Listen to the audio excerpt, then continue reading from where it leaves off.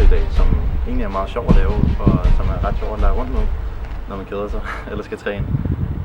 Og det er en øvelse, jeg bruger til at træne de skuldermuskler især. Og det er godt, når man f.eks. træner for at kunne lave en human flag, for eksempel. Jeg vil vise, hvordan man laver øvelsen. Man skal sætte sin ene hånd, den skal man sætte på en stang.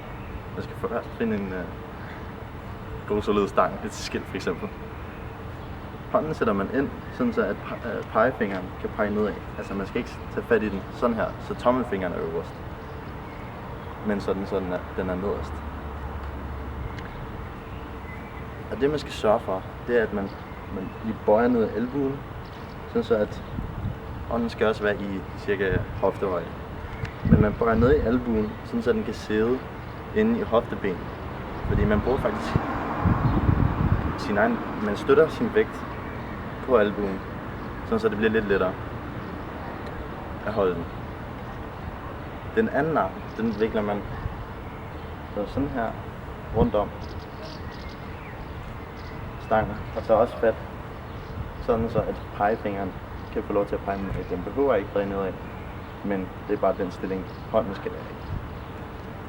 Det man så gør, det er, at hvis man har lidt svært ved det til at starte med, så kan man hoppe op i stillingen, eller man kan løfte sig op. Sådan. Og hvis I nu tænker, hey Sultan, det er alt for svært, det kan jeg ikke finde ud af, så har jeg en rigtig god idé.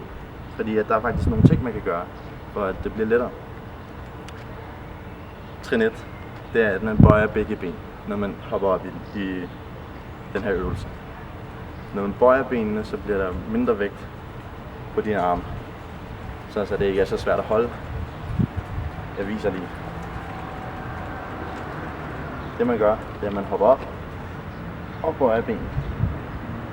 Og hvis det er rigtig svært, så tager man meget tæt ind til kroppen.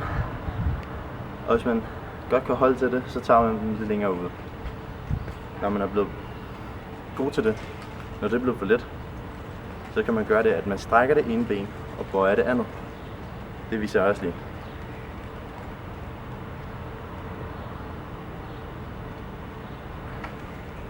Det kommer til at se sådan ud. Når man så også er blevet god til det, så kan man så gøre det med strækte ben. Det man skal huske, det er, at man skal lave øvelsen på begge sider.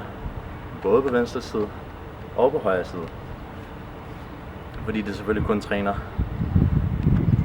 den ene side af gangen. Ja. Så jeg viser det lige for sidste gang, og så siger jeg tak for i dag.